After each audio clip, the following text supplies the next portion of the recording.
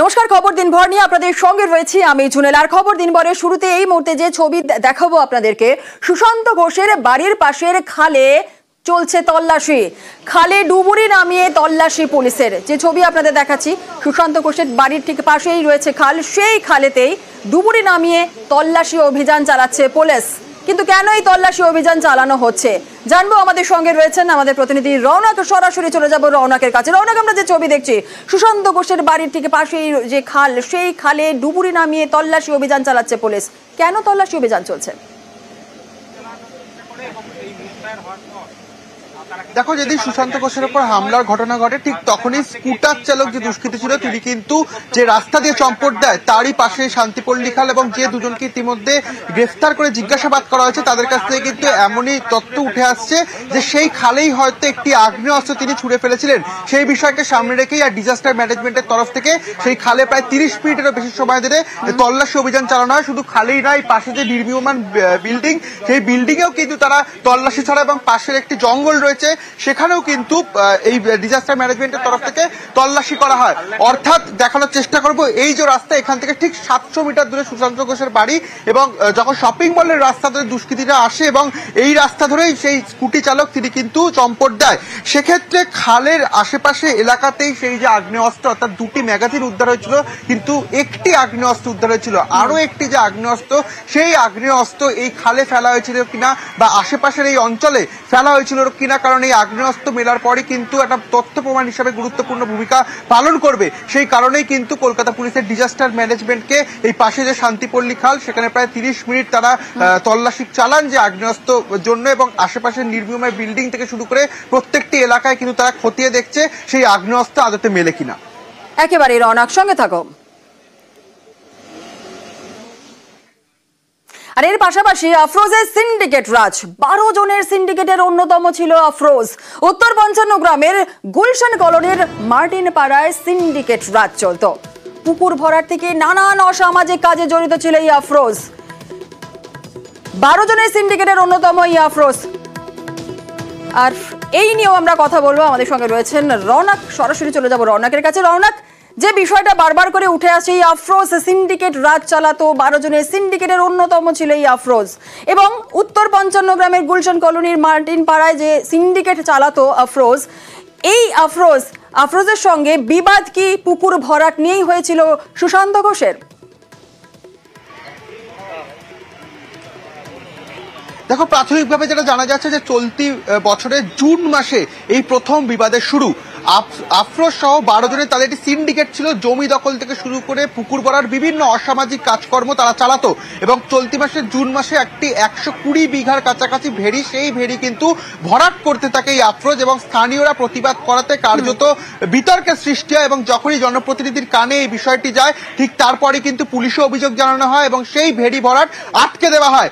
তারপর থেকেই কিন্তু একটা বিবাদের যে বিষয় সেটা সামনে আসে, এবং এই যে অসামাজিক কাজ, শুধু পুকুর ভরাট নয়, একাধিক জায়গায় জমি দখল থেকে শুরু করে বেআইনি নির্মাণ, উত্তর 55 গ্রামে প্রবেশ করলেই দেখা যাবে একের পর এক বেআইনি নির্মাণ, প্রমোটার রাজ। এই বিষয়কে সামনে রেখেই কিন্তু বিবাদের সৃষ্টি হয়, এবং প্রায় দীর্ঘ 4-5 মাস পর এরকম ভাবে জনপ্রতিনিধির ওপর হামলার একটা নাশকতার ছক তারা আটেন, এবং সেই হামলায় কিন্তু গত শুক্রবার তারা করেন। অর্থাৎ এই যে আফরোজ, তিনি শুধুমাত্র জমি দখল নয়, বিভিন্ন ধরনের অসামাজিক যে কাজকর্ম রয়েছে সেই অসামাজিক কাজকর্মের সঙ্গে দীর্ঘদিন ধরে যুক্ত রয়েছে। কিন্তু শুধুই কি আফরোজের পেছনেও আরো বেশ কিছুজন রয়েছে, প্রায় 11 থেকে 12 জনের একটা তাদের সিন্ডিকেট চলতো। তারা কারা সেই বিষয়ে কিন্তু তদন্তে নেমে ইতিমধ্যে কলকাতা পুলিশের অ্যান্টি রাউডি সেল তারা কিন্তু সেই মার্টিন পাড়া এবং যে গুলশান কলোনির প্রত্যেকটি জায়গায় তল্লাশি চালাচ্ছে, কারণ এর পেছনে আরো কারা কারা যুক্ত রয়েছে তা পরিষ্কার করার জন্য কিন্তু ইতিমধ্যে কলকাতা পুলিশ তদন্ত শুরু করেছে। একেবারে রৌনক, আমাদের সঙ্গে থাকো। আর স্থানীয় বাসিন্দারা তারা কি বলছেন একবার শোনাবো। যে শ্রমিকরা এই ভেড়িটার সঙ্গে যুক্ত, যারা চাষ করে খায়, তারা এই 24/6 সুশান্ত কুমার ঘোষের নির্দেশে এরা থানায় লিখিত অভিযোগ করে। হ্যাঁ, সেখন আমরা পাড়ার মানুষ, এলাকাবাসী মানুষ যখন সম্মিলিতভাবে ওখানে পৌঁছায়, তখন এই সিন্ডিকেট রাজের যে দল বল তাদের সাথে আমাদের গন্ডগোল হয়।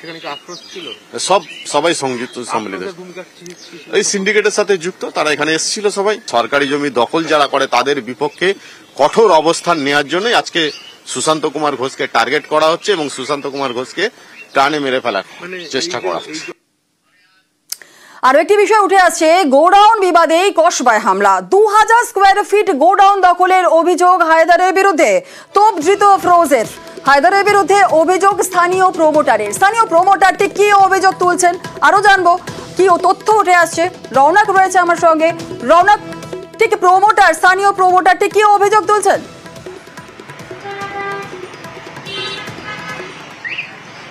দেখো, একেবারে স্থানীয় প্রমোটার অভিযোগ তুলছে যে তিনি এই আফরোজকে এই গোডাউনটি বিক্রি করেছিলেন, কিন্তু পরবর্তীকালে তিনি দেখেন যে এই গোডাউন দখল নিয়েছে হায়দার এবং তার লোকজনেরা। আবার অন্যদিকে হায়দার আলী কিন্তু এই অভিযোগ পুরোপুরিভাবে অস্বীকার করছেন। তিনি জানাচ্ছেন তিনি কোনো রকম ভাবে কিছু দখল নেয়নি। কিন্তু আমরা দেখেছি গতকাল যখন এই আফরোজ বিহারে চম্পট দিচ্ছিল, তাকে যখন গ্রেফতার করা হয়, তারপর কিন্তু তার মুখ থেকে বেরিয়ে আসে যে এই হায়দার আলীর নাম, এবং কি না এই হায়দার আলী তার প্রায় 2000 স্কোয়ার ফিটের একটি জায়গা দখল করেছিল। তার বিবাদের জেরেই কিন্তু সুশান্ত ঘোষের ওপরে এরকম একটা হামলার ছক কষা হয়। কিন্তু যখন এই গোডাউনে যাওয়া হয়, স্থানীয় লোকেদের যে কথা যে আফরোজ কিন্তু এই গোডাউনের মালিক নন, কিন্তু যে এই গোডাউন নির্মাণ করেছেন অর্থাৎ প্রমোটার, তিনি জানাচ্ছেন তিনি আফরোজকে এই গোডাউন বিক্রি করেছিলেন এবং কার্যত হায়দার আলী এই গোডাউন দখল করে রেখেছিল এবং তার জেরেই কিন্তু তাদের মধ্যে বিবাদের সৃষ্টি হয়। এবং আফরোজও সেই কথা কিন্তু নিজে বলেছিলেন যে এই হায়দার আলী তার 2000 স্কোয়ার ফিটের কাছাকাছি একটি জায়গা দখল করে রেখেছে, তার জেরেই কিন্তু তাদের মধ্যে বিবাদের সৃষ্টি হয়। কিন্তু ব্যাপারটা হচ্ছে যে ক্রমশ প্রকাশ হচ্ছে যে এই যে ঘটনা, তার পেছনে জমি সংক্রান্ত বিবাদ থেকে শুরু করে জায়গার দখলদারি, পুকুর ভরাট, অর্থাৎ একাধিক যে সিন্ডিকেট রাজ, জমি সংক্রান্ত বিবাদ, এই বিষয় কিন্তু উঠে আসছে এই সুশান্ত ঘোষের ওপর যে হামলা, যে ছক্কা হচ্ছিল সেটাকে কেন্দ্র করে। হায়দার আলীর সঙ্গে যে আফরোজ, তার কিন্তু চেনাশোনা ছিল, কারণ তারই এলাকাতে দুজন থাকতো। তো এর পেছনে সুশান্ত ঘোষ কেন টার্গেট হলো, এটা কিন্তু একটা গুরুত্বপূর্ণ প্রশ্ন থেকে যাচ্ছে। একেবারে ধন্যবাদ রৌনক। গুলজার 2012 সালে আমি প্রমোটিং করছিলাম ওই জায়গাটা। ওনার বাবা দুখানা ফ্ল্যাট আমার থেকে বুক করেছিল, আর গুলজার আলী গ্রাউন্ড ফ্লোরে 2000 স্কোয়ার ফিট জায়গা বুক করেছিল। জায়গা আমরা তৈরি করতে পারিনি, কোনো কারণে আমরা এখান থেকে চলে যাই। তারপরে আসার পরে দেখি ওই জায়গাটা অন্য লোক ঢুকে গেছে। হ্যাঁ, আমি 2012 সালে একটা না দুটো ছাদ করেছিলাম। হ্যাঁ, ও বুকিং করেছিল আমার থেকে, গুলজার আমার থেকে বুকিং করেছিল। হ্যাঁ, গ্রাউন্ড ফ্লোরে 2000 স্কোয়ার ফিটে জায়গা। ওই জায়গাটা ওরা হায়দার আলী ওদের দখলে দেয়নি, একটুখানি আমি জানি। আর কিছুদিন আগে শুনেছিলাম যে গুলজারকে দরভঙ্গা মোড়ে হায়দার আলীর ছেলেরা মেরেছিল, এটা আমি শুনেছিলাম। তারপরে হায়দার আমাদের গুলজার সাথে কোনো যোগাযোগ নেই। শুনছি যে গুলজার ওখানে হাইরেন্ট লাগিয়ে দিয়েছে আর অন্য জায়গা থাকছে। গুলজার যা বলছে তো মিথ্যে কথা বলছে। প্রথম কথা, এই কেসটা ঘোরানোর জন্য একটা ও নিজের উপরে সব বলছে কি আমার 2 এরিয়া ছিল, যদি হয়ে থাকে তাহলে 71 এখানে আছে, তো যে দেখে নেবেন আপনারা কি আছে। এবার গুলজারের সঙ্গে কোন প্রমোটার কি বলেছে ওটা আমি জানিবি না, আর আমি বলতে পারবো না। 2000 স্কোয়ার ফিট যদি অন্য থাকতো তাহলে কি ও ক্রাইম করতো, লোক কি মারতো? আমার মেন ওখানে কথা হচ্ছে যদি আমি করে থাকি তো আমাকে মারতো, কিন্তু পুরো গেম সাজিয়ে বাইরে থেকে লোক আনে, দাদার কাছে পুরো টাইমিং ফিক্স করে দাদা কেন মারতে গেছে? 2000 স্কোয়ার ফিটের জন্য অত বড় গেম হবে না, এর পিছনে বড় গেম আছে।